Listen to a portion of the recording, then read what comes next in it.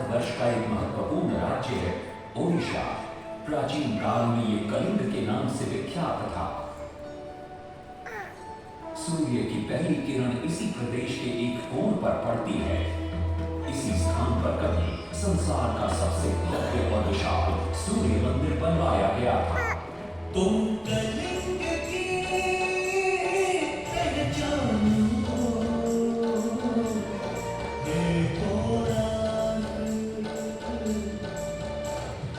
इतिहास का स्वाभिमान हो, देखो कलाकृति के मुख्य द्वार तुम जग में, कला शास्त्र के पवित्र जगत पत्थर में,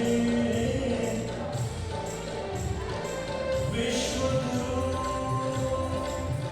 भारत के गौरव, आज दया के पात्र हो क्यों?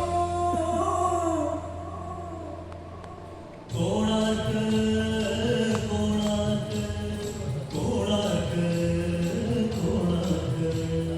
सैकड़ों साल पहले की बात है। पुरातात्विक दस्तावेज के तौर पर संग्रहित पुस्तक मादला पांची और बाया चकड़ा में उल्लेख है कि 13वीं सदी में गंग वंश के राजा लांगुला नरसिंह देव ने इस सूर्य मंदिर का निर्माण करवाया था। नरसिंह देव युद्ध में बड़े प्रवीण और शक्तिशाली थे और मात्र 18 साल की उम्र में वे अपने पिता राजा अनंग भीम देव की विशाल सेना के प्रधान सेनापति नियुक्त कर दिए गए थे।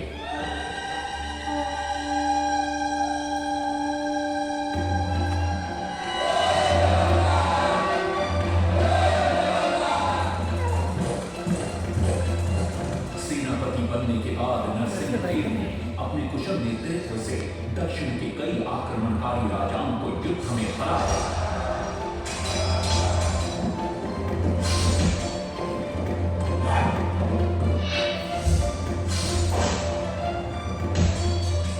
और उनके राजकोष पर कब्जा कर लिया।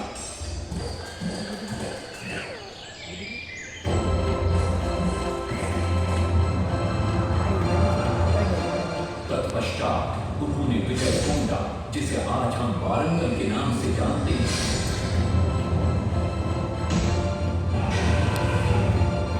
कि काकतीय वंश के राजा गणपति को परास्त किया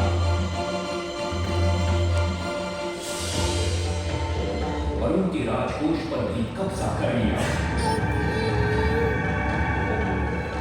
3 वर्षों तक निरंतर युद्ध के पश्चात जब वे बहुत सारी धन संपदा लेकर कलिंग लौटे तो राजमहल में उनका भव्य स्वागत हुआ।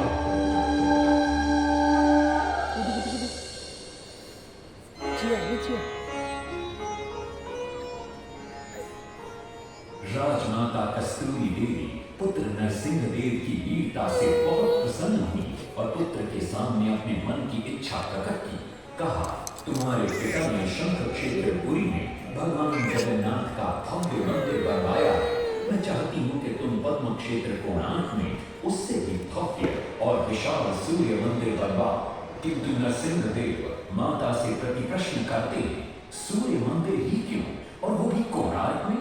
तब राजमाता कस्तूरी देवी बतलाती है, द्वापर युग में भगवान श्री कृष्ण के पुत्र सांब बड़े ही सुंदर और सुकुमार थे। वो नारद मुनि को चिढ़ाया करते थे। एक दिन नारद मुनि ने सांब को सबक सिखाने की योजना बनाई और उन्होंने सांब की सुंदरता की प्रशंसा कर उन्हें गोपियों के साथ जल क्रीड़ा करने को उकसाया। वहीं दूसरी तरफ भगवान श्री कृष्ण को जाकर कह दिया कि सांब अपनी मां समान गोपियों के साथ जल क्रीड़ा कर रहा है। श्री कृष्ण इस बात से बहुत क्रोधित हो जाते हैं और वे सांब को श्राप दे देते हैं, जिस सुंदरता का तुम्हें अभिमान है वो तत्क्षण नष्ट हो जा। सांब को कोढ़ हो जाता जब सांब राजमहल लौटते हैं और मां जाम देवी को ये पता चलता है कि पिता श्री कृष्ण के श्राप की वजह से सांब की ये अवस्था हुई, तो सारी रानियां क्रोधित हो जाती हैं। नारद जी को बुलाया जाता है। वे रोग मुक्ति का उपाय बतलाते हैं। वे कहते हैं, सूर्य की पहली किरण ऊर्ध्व देश के एक कोण पर पड़ती है जिसका नाम कोणार्क है। सांब को बीच आकर सूर्य की आराधना करनी होगी।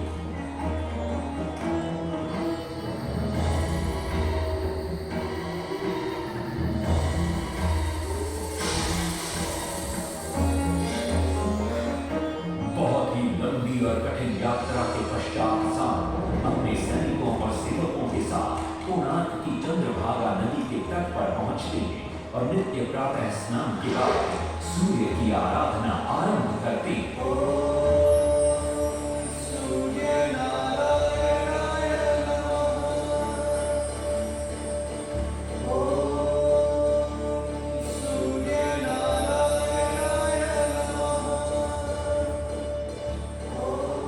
अन्न जल त्याग कर 12 साल की कठिन तपस्या के बाद सूर्य देव प्रसन्न होकर प्रकट होते हैं और सांब को रोग मुक्त होने का वरदान देते हैं। पुत्र, आज रात्रि के चतुर्थ प्रहर में स्नान करते समय नदी के तल में तुम्हें एक वस्तु मिलेगी। वो मेरा ही प्रतिरूप होगी। उसका स्पर्श पाते ही तुम इस कोढ़ रोग से मुक्त हो जाओगे। स्नान के पश्चात सांब जब नदी से बाहर आते हैं तो वो रोग मुक्त हो चुके होते हैं। उनके हाथ में एक छोटा सा पत्थर है। उनके सुंदर और सुकुमार शरीर को देखकर सारे अनुचर और सिपाही प्रसन्न होते हैं। सांब उस पत्थर को वहीं स्थापित कर एक छोटा सा मंदिर बनवाते हैं। लेकिन जब उन्हें ज्ञात होता है कि सूर्य पूजा का विधि विधान यहाँ किसी को पता नहीं है तो वे चिंतित हो जाते हैं। वे ध्यान में बैठते हैं। सूर्य देव पुनः प्रकट होते हैं और सांब के पूछने पर बतलाते हैं कि दूर पश्चिम में साक्य देश के मागा ब्राह्मण पूजा की विधि विधान जानते हैं। सांब साक्य देश की ओर निकल पड़ते हैं जो आज का ईरान है। महीनों की लंबी यात्रा के बाद सांब 18 मागा ब्राह्मण परिवारों को साथ लेकर कोणार्क लौटते हैं और सूर्य मंदिर में पूजा शुरू हो जाती है। राजमाता कस्तूरी देवी नरसिंह देव को बतलाती है कि विवाह के कई वर्षों बाद तक जब हम निसंतान थे, मैंने भी उस सूर्य मंदिर में पूजा अर्चना की और तुम पुत्र रूप में मुझे प्राप्त हुए। माता की बात सुनकर नरसिंह देव मां को कोणार्क में संसार का सबसे भव्य और विशाल मंदिर बनाने का वचन देते हैं। सदाशिव सामंतराय महापात्र, जो शिवई सांतरा के नाम से लोकप्रिय थे, वे अपने सहयोगी बीसू महाराणा के साथ मंदिर का प्रतिरूप बनाते हैं और नरसिंह देव के समक्ष प्रस्तुत करते हैं। नरसिंह देव मंदिर का प्रतिरूप देखकर अभिभूत हो जाते हैं और शीघ्र मंदिर निर्माण कार्य आरंभ करने का आदेश देते हैं। दूर से बड़े-बड़े पत्थर लाए गए, जितने पत्थर डाले गए सारे टूट गए। पानी को डाला, उसमें डाले गए, नहीं पता डाला, सारे टूट गए। सिर्फ सांब तेरा हुए परेशान, किस विधि मंदिर बने। सिर्फ सांब तेरा हुए परेशान, किस विधि मंदिर बने। एक दिन वे चिंतामग्न कोणार्क लौट रहे थे, तभी उन्हें प्यास महसूस हुई। उन्हें पास ही में एक कुटिया दिखाई पड़ती है जहाँ एक बूढ़ी औरत से उनकी भेंट होती है। शिवई सांतरा पानी मांगते हैं। बूढ़ी औरत पानी के साथ गरम गरम भोजन भी लेकर आती है। वे थाली के बीच में हाथ डालते हैं जिससे उनका हाथ जल जाता है। तब वो बूढ़ी औरत मुस्कुराकर कहती है, तुम तो शिवई सांतरा की तरह बीच से भोजन उठाकर खा रहे हो। ये सुनकर शिवई सांतरा को अपनी भूल का एहसास होता है। माता रामचंद्री ने उपाय सुझाया, समझे सिर्फ सांतरा।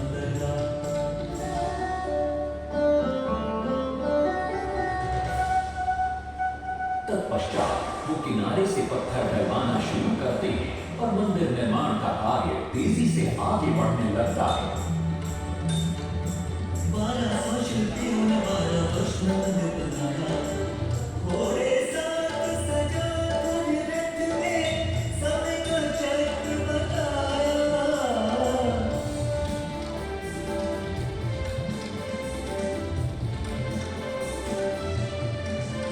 दूसरी तरफ कलिंग के उत्तर के राज्यों के नवाबों के बार बार राज्य पर आक्रमण हो रहे थे। इन आक्रमणों से क्रोधित होकर नरसिंहदेव अपनी विशाल सेना को लेकर युद्ध के लिए निकल पड़े।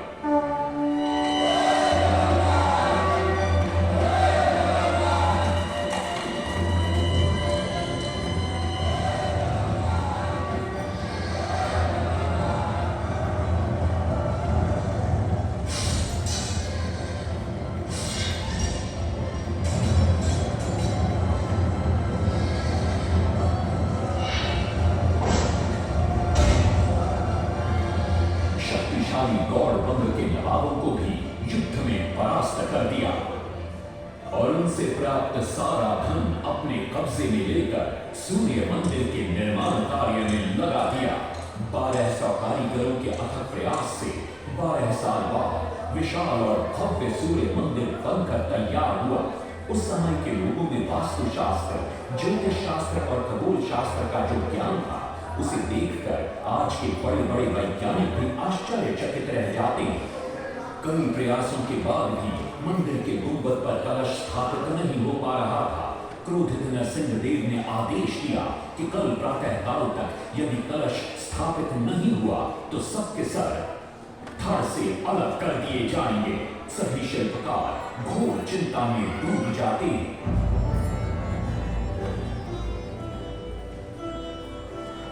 दूसरी तरफ मुख्य शिल्पकार बीसू महाराणा का 12 साल का बेटा धर्मपद सूर्य मंदिर के प्रतिरूप पर कलश बिठाकर प्रसन्न होता है और मां के सामने अपने पिता से मिलने की इच्छा व्यक्त करता है। मां अपने बागीचे के पेड़ पोटली में बांध कर देती है और कहती है, अपने कुत्ते बलिया को साथ लेकर कोणार्क जाओ। बलिया अपने मालिक को पहचान लेता है और बीसू महाराणा से लिपट जाता है। धर्मपद अपने पिता को प्रणाम करता है और अपना परिचय देता है। सबको चिंता में देखकर वो अपने पिता से इसका कारण पूछता है। कारण जानकर धर्मपद कहता है, अगर आप आज्ञा दें तो मैं मंदिर के गुंबद पर कलश स्थापित कर सकता हूं। शिवे सांतरा धर्मपद को अनुमति दे देती है। धर्मपद गुंबद पर चढ़ जाता है और कुछ ही समय के प्रयत्न के पश्चात वो कलश को स्थापित करने में सफल हो जाता है। गुंबद पर कलश स्थापित होते ही नीचे गर्भगृह में चारों दिशाओं में लगे चुंबकों के आकर्षण से सूर्य महाप्रभु की मूर्ति शून्य में स्थापित हो जाती है। सब धर्मपद को कंधे पर बिठाकर खुशी से नृत्य करने लगते हैं। तभी कुछ कारीगर इसका विरोध करते हुए कहते हैं, अगर सुबह राजा को ये पता लग गया कि इस बच्चे ने कलश को स्थापित किया है तो किसी का बचना संभव नहीं है, इसलिए धर्मपद को मरना होगा। इस बात से शिवे सांतरा बड़े क्रोधित हो जाते हैं। भीषण वाद विवाद छिड़ जाता है। ये सब देखकर धर्मपद गहरी चिंता में पड़ जाता है और वो सोचता है कि यदि मेरे जीवित रहने से इन सब का सर काट दिया जाएगा तो इससे अच्छा है कि मैं आत्म बलिदान कर दूं ताकि सबके प्राण बच जाएं। और उसी पल धर्मपद नवनिर्मित सूर्य मंदिर के शिखर पर चढ़ जाता है।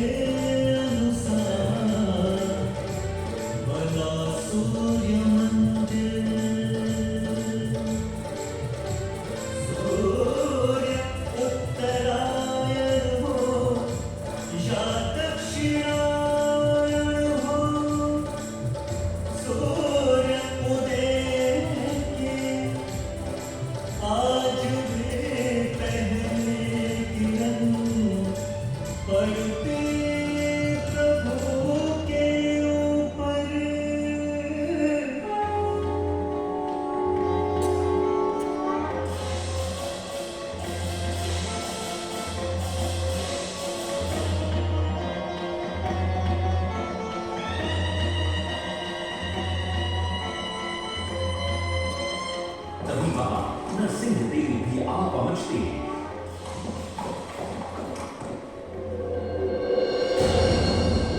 और सूर्य महाप्रभु को शून्य में स्थापित देख वे भी आनंद से भर जाते और शिवई सांतरा की भूरी भूरी प्रशंसा करते।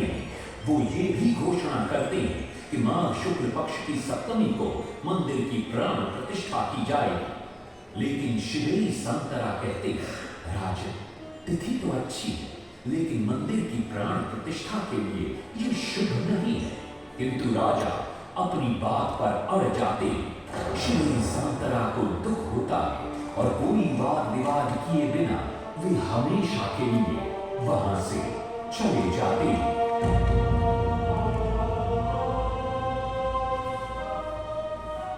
पूर्व निर्धारित तिथि पर मंदिर की प्राण प्रतिष्ठा संपन्न होती है।